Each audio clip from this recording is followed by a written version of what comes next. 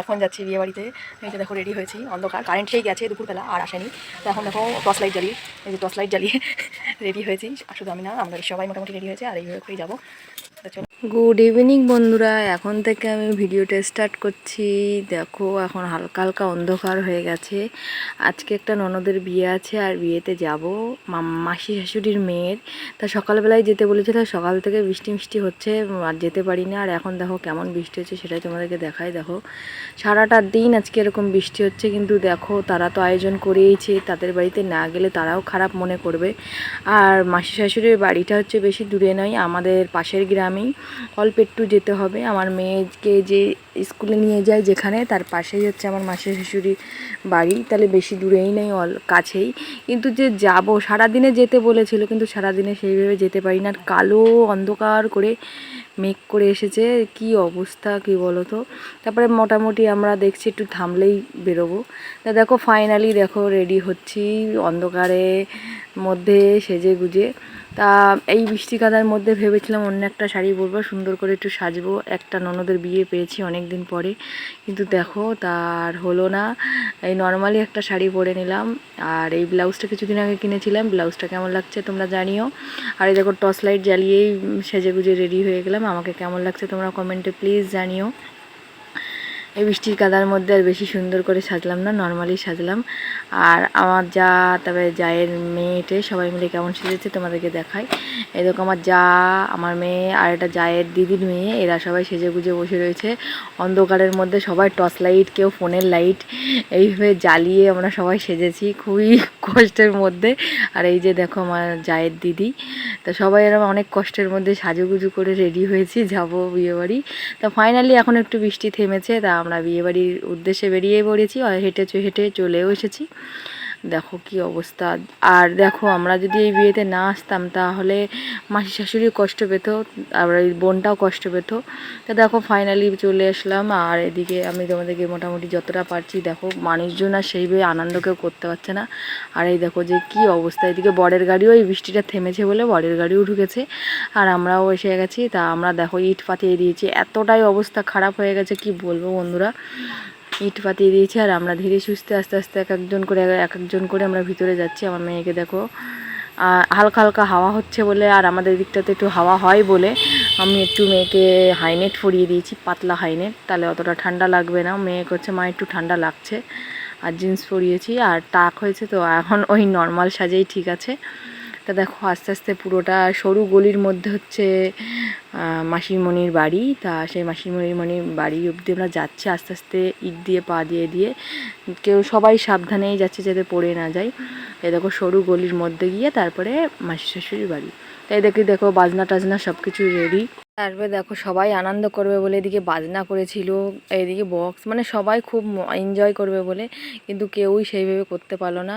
আর এই যে ইটগুলো পাতিয়েছে সেগুলো ওই দাদারাই কিনেছে ঘর করবে বলে, তো ঘরটা রেডি করতে পারিনি। এই দেখো এটা হচ্ছে ছোট দাদার বউ, আর বড়দাদা আছে, মানে এটা হচ্ছে আমার মাসির ছোটো বৌমা। আর ওইদিকে বড়দাদা এখনও বিয়ে করেনি, বড়দাদাও আছে। আমি তোমাদেরকে এই যে সবাইকে মোটামুটি শেয়ার করব। আর এই যে দেখো এইটা হচ্ছে আমার ওই মাসিমণি বলছে যাও তোমরা এসেছো, ফাইনালি আসতে পেরেছো, তা তোমরা যাও ভিতরে। তা দেখো আমরা সবাই মিলে ভিতরে যাচ্ছি। তা যা সারাটা দিন বৃষ্টি হচ্ছে। এই যে দাদাভাই, আমি আমার দাদাভাইকে বললাম দাদাভাই ভালো আছে, বলছে হ্যাঁ ভালো আছি। তারপরে দেখো এই যে বোনের কাছে চলে যাচ্ছি। তা সারাদিন যেভাবে বৃষ্টি হয়েছে কেউ সেইভাবে আশাই করতে পারিনি যে আমরা এইভাবে উপস্থিত হব। আর এই যে বোন, আমি বলছি বোন ভালো আছে, বলছে হ্যাঁ ভালো আছি, বসো, বলছে বসো বৌদি, বলছে হ্যাঁ বসবো। তা আমি বলছি ঠিক আছে। ফাইনালি বোনের জন্য যে গিফটটা এনেছি গিফটটা দিয়ে দিই।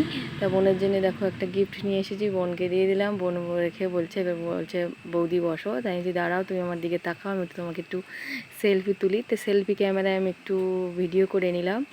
তা বোনও আমার দিকে ভালোভাবে তাকিয়ে আছে, পোজ দিচ্ছে। তারপরে দেখো এদিকে রিচুয়ালও কিছু কিছু শুরু হয়ে গেছে, কারণ রাত অনেক হয়ে গেছে। আমরা গেছি বিয়েবাড়ি কটার সময় জানো? আমরা 9:30টার সময় বিয়েবাড়িতে গেছি।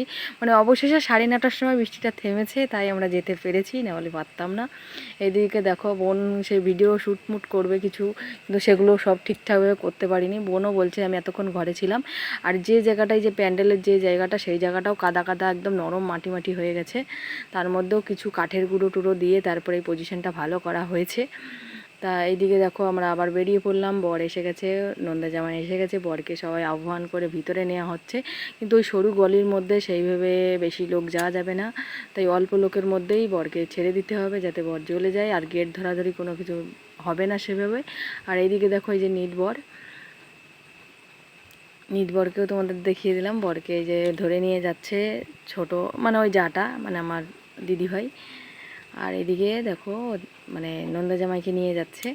তা আমরা এদিকে চলে আসলাম খাওয়া দাওয়ার অ্যারেঞ্জমেন্টের এদিকে। তা ছেলে মেয়ে নিয়ে আর বেশিক্ষণ থাকবো না। তার মধ্যে দেখো আমার ছোটোবেলার একটা বান্ধবীর সঙ্গে দেখা হয়ে গেল, কারণ ও হচ্ছে বরপক্ষ আর আমি হচ্ছে মেয়ে পক্ষ। এইভাবে একটু আলাপ করে নিলাম। তারপরে দেখো একটা যাও বললো ঠিক আছে ক্যামেরার সামনে আসি। আর এই যে আমার যা, আর ওই যে মেয়ে, এইদিকে আমার মেয়ে, সবাই মিলে আমরা একটু কফি খাচ্ছে। আর আমি যে আমি কফি খাবো না, একটু পকোড়া দিয়েছি তাই পকোড়া খেলাম। তারপরে অলরেডি খেতে বসে গেলাম। কি করব, রাত প্রায় 11টা বেজে গেছে, আর না খেয়ে আর পারা যাচ্ছে না, খিদেও পেয়ে গেছে।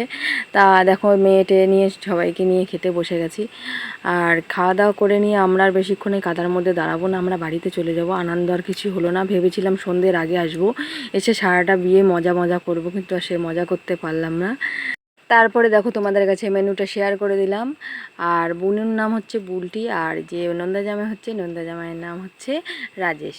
তারপরে দেখো তোমাদের মেনু কার্ডটা তো শেয়ার করেই দিয়েছি। এইবার প্লেট এসে গেছে, আর আমরা প্লেটের থেকে সব কিছুই রেডি করে বের করে নিচ্ছি। আমার যাটা সবাই বসে গেছি খেতে, কারণ ওই সময়টায় কন্যাযাত্রীদেরও চাপ হচ্ছে, আমাদের গ্রামের লোকেরও চাপ হচ্ছে, কারণ বৃষ্টিটা থেমেছেই 9:30টার পরে। আর প্রত্যেকটা মানুষ ওই টাইমটায় আসতে পেরেছে। আর একটা মানুষ কতক্ষণ মানে রাতের বেলা খিদেটা নিয়ে থাকতে পারে, ওর জন্য সবাই খাওয়ার জন্য ব্যস্ত হয়ে যাচ্ছে। সবারই খাওয়ার টাইম লেট হয়ে গেছে। তারপরে দেখো অলরেডি আমাদের রাধাবল্লভী দিয়ে গেছে, রাধাবল্লভীর সঙ্গে চানা মটর দিয়ে গেল। আর রাধাবল্লভীর চানা মটরটা আমি ছিঁড়ে নিচ্ছি, নিয়ে এবার খাবো। সবাইকে দিয়ে গেছে, সবাই আমরা খাওয়া স্টার্ট করে দিলাম। আর তোমরা যদি কেউ খেতে চাও চলে এসো, তোমাদের গালেও একটু দিয়ে দেবো, তোমরাও খেয়ে নেবে। তারপরে দেখো আমি চানা মটরটা গালে ভরছি, তোমাদেরকে দেখাচ্ছি কেমন টেস্ট, খেয়ে আমি বলছি। তা না, মোটামুটি টেস্টটা ভালো, খাওয়ার মতো, মানে খারাপ নয়, ভালোই। দেখো আমি জিভটা দিয়ে চেটে পুটে খাচ্ছি, মানে খুব সুন্দর। তা আমার যা জিজ্ঞাসা করছে কী হয়েছে সোমা, কী, আমি বলছি না ভালোই লাগছে, খারাপ নয়। তারপরে দেখো আমাদের স্যালাড দিয়ে গেল। আর বেশি কিছু আইটেম করে পারিনি, ও হালকার মধ্যে আইটেম করেছে। তারপরে দেখো বিরিয়ানি চলে আসলো, সুগন্ধি স্পেশাল বিরিয়ানি। যাই বলো তাই বলো, বিরিয়ানিটি আমি খুব ভালো খাই, আর বিরিয়ানিটা মোটামুটি আমার খুবই ভালো লাগে। তবে বিরিয়ানি খেতে বসে বললাম। বিরিয়ানিতে তো লেগ পিস দিয়েছে, দেখো কত বড় একটা লেগ পিস, আর একটা আলু দিয়েছে। তোমাদেরকে পুরোপুরি সব কিছু দেখাচ্ছি দেখো। তা কে কে খাবে বিরিয়ানি চলে এসো, আমরা বিরিয়ানি খেতে বসে গেছি, তোমাদেরকেও শেয়ার করব। আর বিরিয়ানির সাথে চিকেন কষাটাও দিয়ে দিয়েছে, তোমাদেরকে সব পুরোপুরি দেখাচ্ছি। আর এই দেখো লেগ পিসটা দেখাও, লেগ পিসটা খাওয়াটা তোমাদের দেখাচ্ছে। কি বলবো, এখন আমি ভয়েস ওভার দিচ্ছি, কিন্তু বিরিয়ানিটা দেখে আমার জিভে জল এসে যাচ্ছে, আমার খুব খেতে ইচ্ছা করছে, কিন্তু কিছু করার নেই, ওটা তো ভিডিওর মধ্যেই আছে, আমার সামনে তো নেই। সামনে তো থাকলে তো আমি সামনে খুব খেয়েই নিতাম, আমি না খেয়ে আর বসে থাকতে পারতাম না। আর খুব ভালো, মানে বিরিয়ানিটাও মোটামুটি ঘরোয়া পদ্ধতির মতো হয়েছে, পুরো একদম সে রেস্টুরেন্টের মতন অতটা রিচ হয়নি, নর্মাল হয়েছে। আর এই দেখো আমাদের ছেলেও মাংস খাচ্ছে, লেগ পিস ছিঁড়ে ছিঁড়ে খাচ্ছে। আমি বলছি কি টেস্টি হয়েছে, তাহলে দেখো আমাদের চাটনি এসে গেল। আর বিরিয়ানি আইটেম ছাড়া এক্সট্রা কিছু করেনি, বিরিয়ানি চিকেন কষা যত আনলিমিটেড, যে যত খেতে পারো। তারপরে চাটনি এসে গেল, এবার পাঁপড় দিয়ে যাবে। দেখো আমার পাঁপড়ও দিয়ে গেছে, এদিকে সার্ফের জল দিয়ে যাচ্ছে। খেয়ে দিয়ে হাতটা আমরা ধুয়ে ফেলবো। তারপরে দেখো দুটো করে মিষ্টি দিয়ে গেল।